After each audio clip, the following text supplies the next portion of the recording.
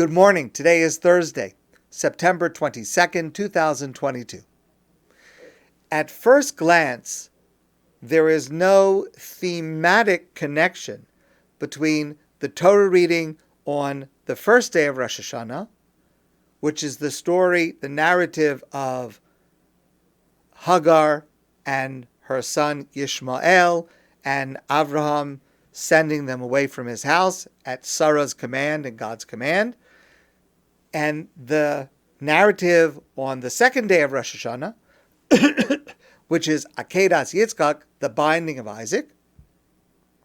There doesn't seem to be a thematic connection between the two, except for the fact that the Torah specifically says at the beginning of the second day reading, it opens with these words, Achar hadvarim ha'ela, meaning it was after the event that we just read on the first day of Rosh Hashana, we have the event on the second day of Rosh Hashana. So the Torah seems to be telling us that there is some cause and effect relationship between those two narratives that on the surface is not at all obvious.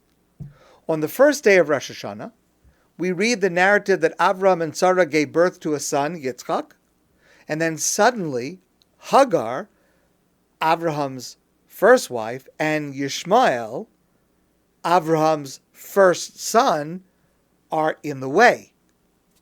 Yishmael is violent.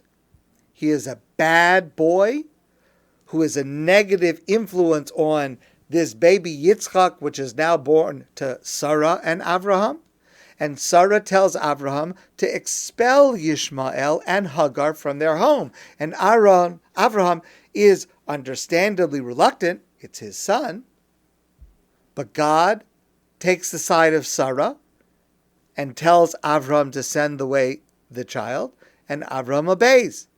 And the narrative continues. Vayakam Avram baboker. Avraham woke up early in the morning. He took a loaf of bread and a jug of water, and gave it to Hagar, placing it on her shoulder, and he sent her away with the boy, with Yishmael. And she left and roamed aimlessly in the desert around Beersheba. She became lost, and when the water was set up, when the water was used up, she set the dying boy, her son Yishmael, under one of the bushes. She said, "Let me not see the boy die." And she sat there facing him, and she wept bitterly. There is one rabbinic source, one opinion in the Medrash, which explains that God found fault with Avraham and, in effect, says to him, "You made Hagar cry, thinking her son was going to die." Of course, at the end of the narrative, an angel appears to Hagar and shows her that there's a well of water, and they ultimately survive. But she thought that her son was going to die. So, according to this Medrash, God says to Avraham, "You made Hagar cry, thinking that her son was going to die. I will make you feel that pain. I will cause you to think that you are going to lose your son Yitzchak." And the text continues, Achar hadvarim ha'ela. Not only chronologically, after that happened, this happens, but rather meaning because of what happened in the way that Avraham sent away Hagar and Yishmael, God tested Avraham, and that's the Akeidah, the binding of Isaac, meaning God punished Avraham with the terrible test of the binding of Isaac to think that he would have to offer as an offering, his son Yitzchak. And even though God told Avraham to send away Hagar and Yishmael, and even though Avraham is a greater person than we can even imagine, but this source in the Midrash suggests that Avraham could have sent them away with a bit more compassion, with more than just a single jug of water and loaf of bread. Avraham could have prevented Hagar's tears. And because he did not, God responds with the Akeidah. And that is the understanding of why we read the passage about Hagar and Yishmael on the first day, and then the Akeidah on the second day, because the narrative of the first day is what gives rise to the narrative of the second day of Rosh Hashana. There is a critical consequence of this interpretation in the Midrash. And again, this is only one interpretation, but it is mentioned in the Midrash. And the consequence is we must be so careful not to cause another person to cry. Almost never are we correct when we cause someone else to be upset, no matter how piously we may think we are behaving. Listen to how seriously our sages take this. The Talmud says, if a person commits adultery, which is a cardinal sin, he is punished, but he can still receive a share in the world to come if he sincerely repents and is forgiven. Of course, it's very, very hard to be forgiven for the terrible sin of adultery, but if that would happen, it is possible that a person could still come back from that and receive a share in the world to come. It's not probable, but it's possible. However, if a person embarrasses another person, that person will have no share in the world to come. Especially within our families, we must be so careful not to cause pain to those we really love. The Talmud specifically warns spouses to be careful not to do or say anything that will elicit their spouse's tears, and I would add children's tears and parents' tears as well. Remember, we must always remember what happened because of the tears Avraham caused. I want to share with you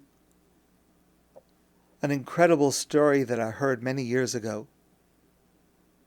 It's a story on the level of mysticism.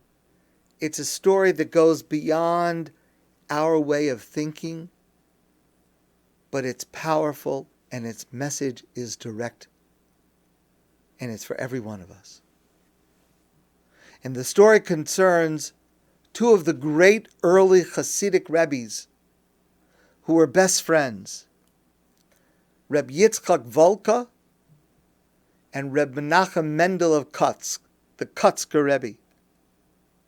They loved each other deeply, even though they served God differently. They had different ways of serving God. The Kutsker Rebbe believed that truth was the most important thing in the world. Reb Yitzchak Volka, he thought that loving people was the most important thing in the world and the most important way to serve God.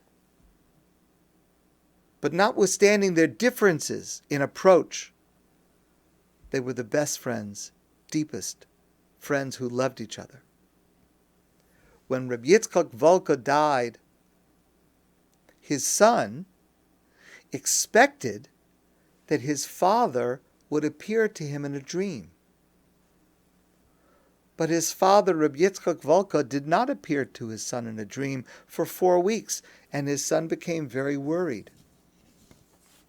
So his son went to the Kutsker Rebbe, his father's best friend, and he said to him, Kutsker Rebbe, I'm so worried. I haven't heard from my father since his death. He didn't come to me in a dream.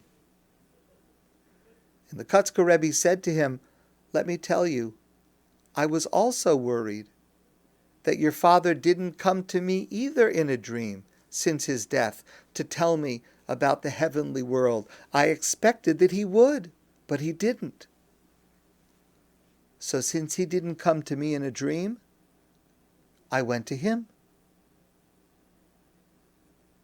I searched the heavens, Kotzker Rebbe explained, from palace to palace among the heavenly abode.